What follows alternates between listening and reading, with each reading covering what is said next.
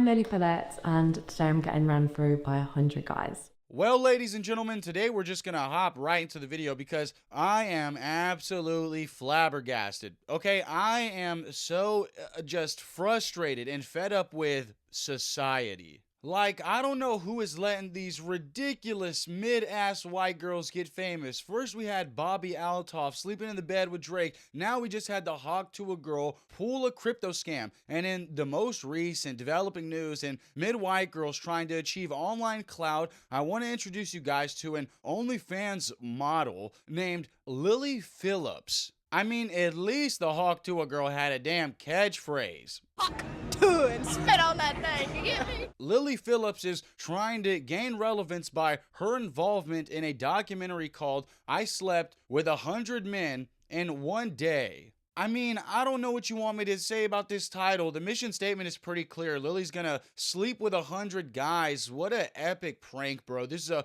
great social experiment, Lily. I'm sure this has nothing to do with promoting your OnlyFans. And the thing that Lily always says is this is her training to sleep with 1,000 guys so that way she can break the world record set by Lisa Sparks of sleeping with 919 guys in one day. So Lily is shooting for the stars. She's a big dreamer. She's got big goals in life. Now, I have no idea how one would go about in recruiting all these men for this super orgy with Lily. I'd imagine you'd probably want to make a very intriguing poster of the sorts, and well, that's kind of what Lily did exactly. So I'm going to let Lily here explain the recruitment process. What Lily had shown us so far was fairly in keeping with most creators on OnlyFans.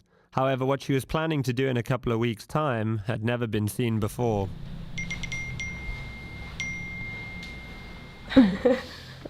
This is where the applications are coming through. Where the guys are messaging. I had it switched off for a little bit, so it's just... So how are you doing this? You put out a phone number Yeah. and people can just apply?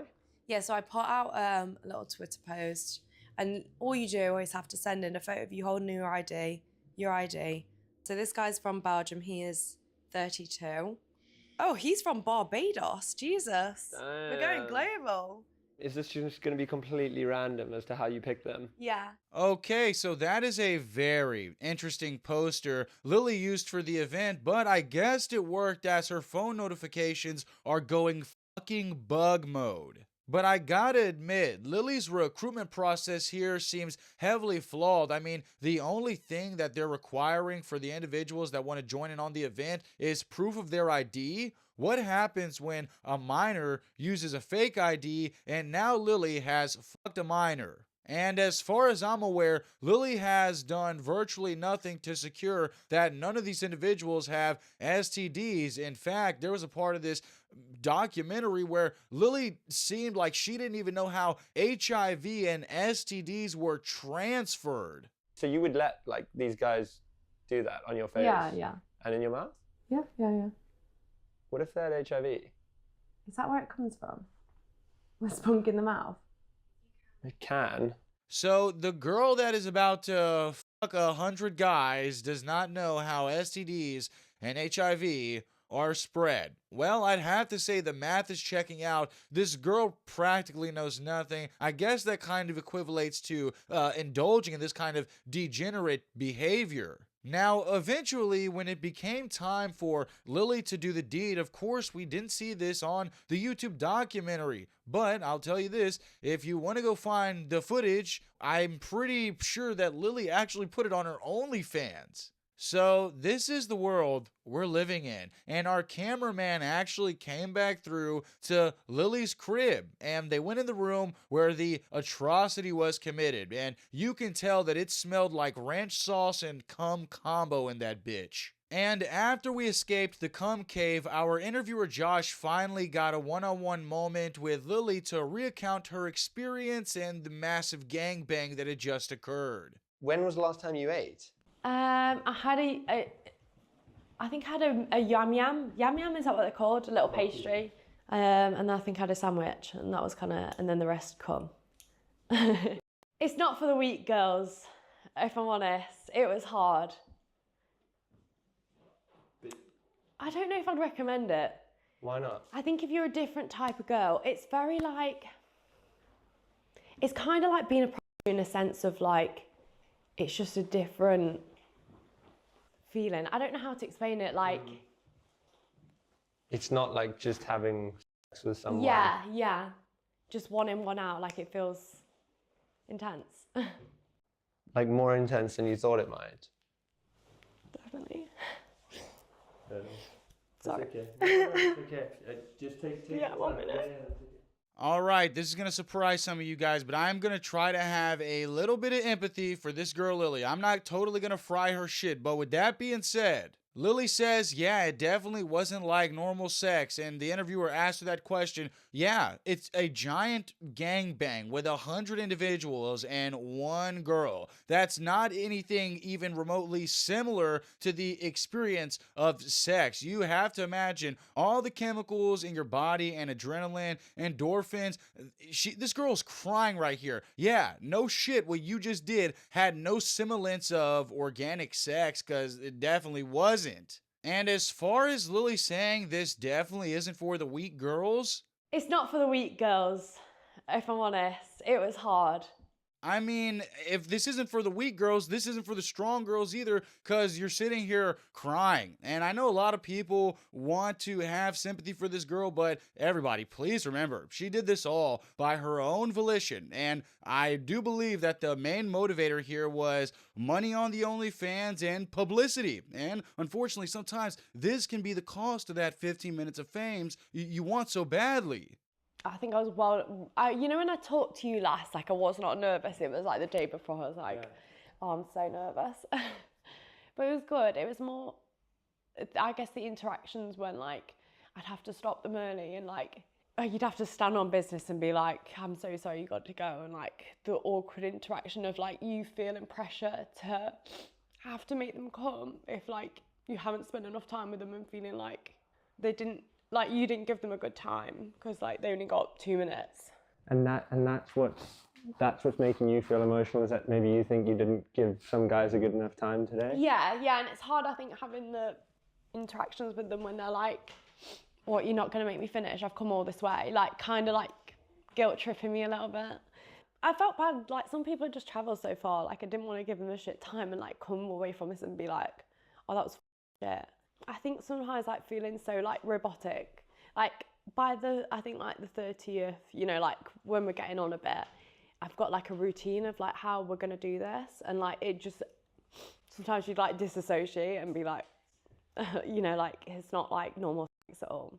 Yeah, I think it's very clear that Lily here probably has like some kind of mental disturbance or past trauma, and I'm being like for real in this assessment. First off, let's just be real. No individual that really respects herself has like an OnlyFans career and is trying to make it their life. It's clear off the rip that Lily is a degenerate, but the way that she talks about how she became disassociative and the experience and how she was feeling guilty that she didn't make some of these guys come. Wasn't this just supposed to be like a social experiment, something that she tried? Why did nobody around her pull the plug? Why did her herself not pull the plug? I mean, I truly hate this excuse from Lily saying, I felt bad that I didn't let them come and they came all the way for nothing. Like, my guy, if you cannot make that conscious assessment right there in the moment and stand up and call this off, truly, how am I supposed to have pity for you or sympathy when you sat there and you did this for yourself and you posted it on your OnlyFans after and you're probably making some big money from this?